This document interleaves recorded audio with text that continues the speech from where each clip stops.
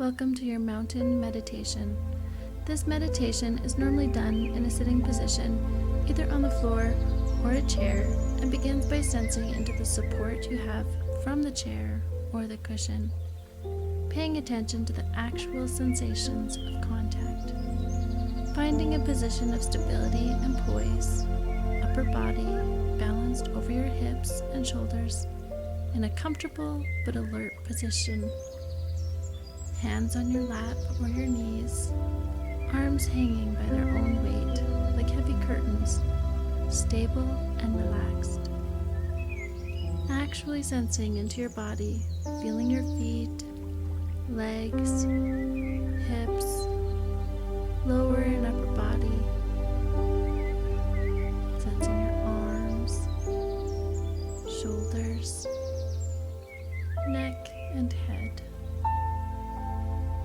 When you are ready, allowing your eyes to close, bringing awareness to breath, the actual physical sensations, feeling each breath as it comes in and goes out, letting the breath be just as it is, without trying to change or regulate it in any way, allowing it to flow easily and naturally with its own rhythm and pace, knowing you are breathing perfectly well right now, nothing for you to do. Allow the body to be still and sitting with a sense of dignity, a sense of resolve, a sense of being complete, whole, in this very moment, with your posture reflecting this sense of wholeness. As you sit here, letting an image form in your mind's eye of the most magnificent, beautiful mountain you know, or have seen, or can imagine, letting it gradually come into greater focus.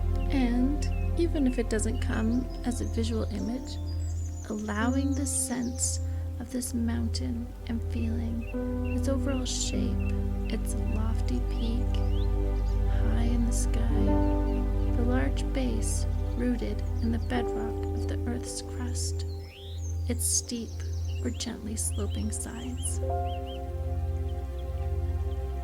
Notice how massive it is, how solid, how unmoving, how beautiful, whether from afar or up close. Perhaps your mountain has snow blanketing its top, and trees reaching down to the base, or rugged granite sides. There may be streams and waterfalls cascading down the slopes. There may be one peak, or a series of peaks, or with meadows and high lakes.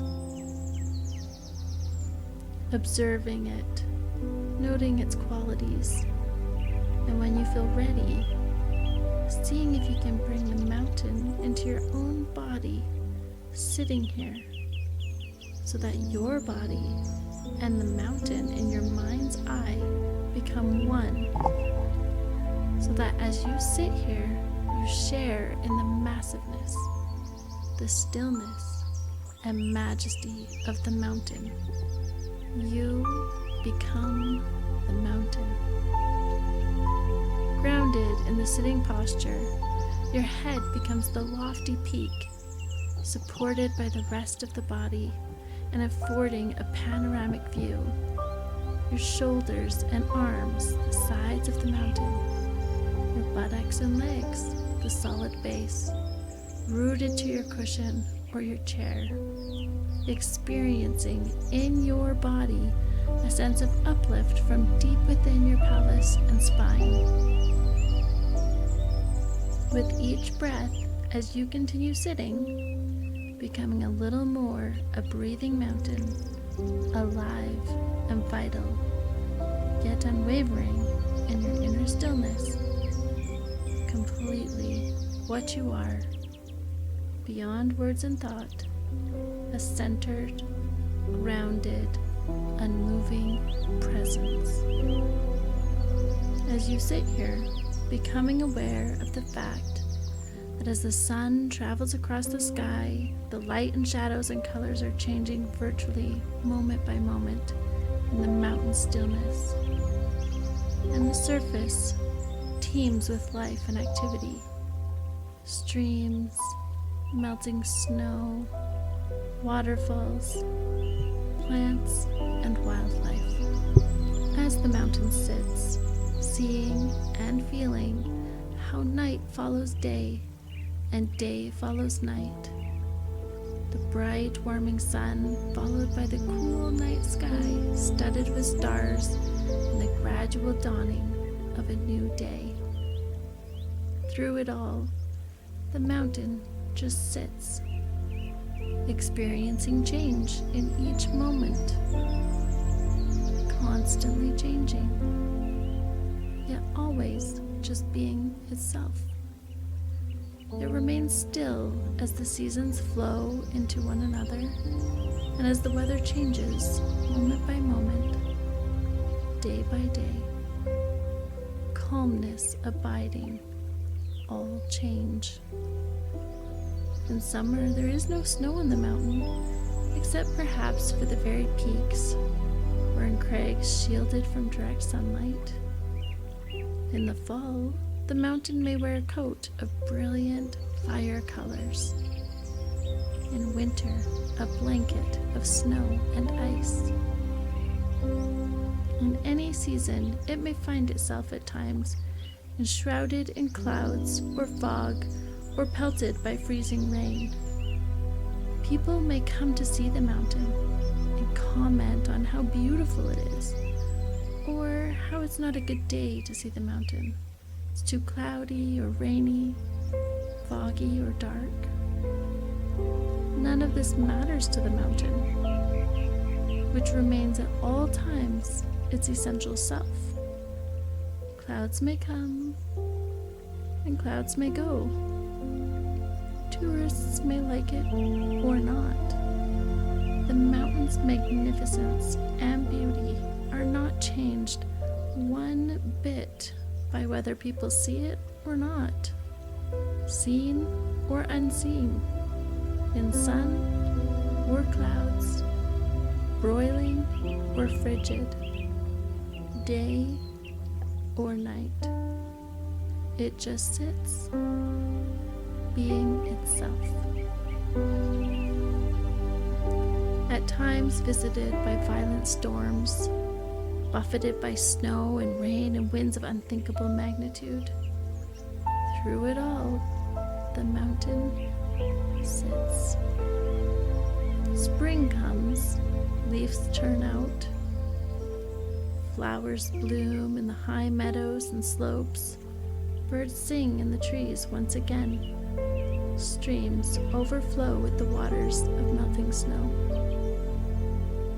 Through it all, the mountain continues to sit, unmoved by the weather, by what happens on its surface, by the world of appearances, remaining its essential self through the seasons, the changing weather, the activity ebbing and flowing on its surface.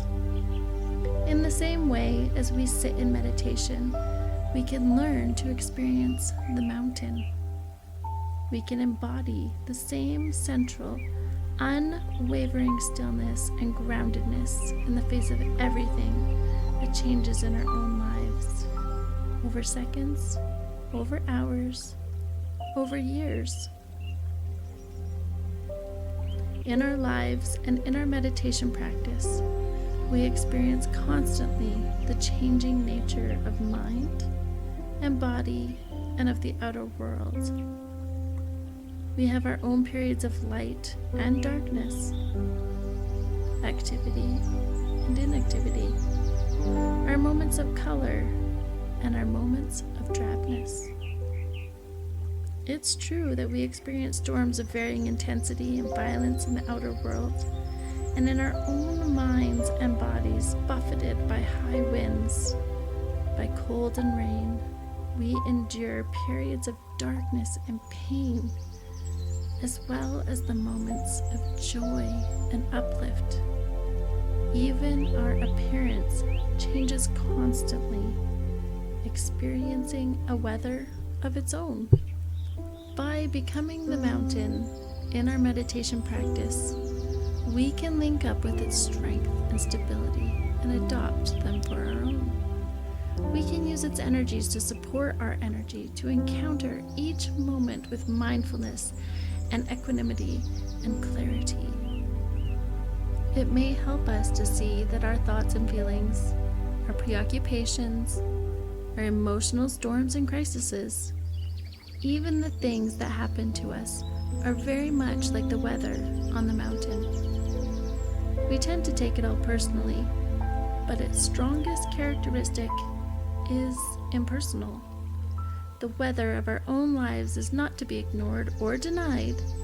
It is to be encountered, honored, felt, known for what it is, and held in awareness. And in holding it in this way, we come to know a deeper silence and stillness and wisdom. Mountains have this to teach us, and much more if we can let it in. So if you find you resonate in some way with the strength and stability of the mountain in your sitting, it may be helpful to use it from time to time in your meditation practice to remind you of what it means to sit mindfully with resolve and with wakefulness and true stillness. So in the time that remains, continue to sustain the mountain meditation on your own, in silence, moment by moment. And when you're ready, open your eyes.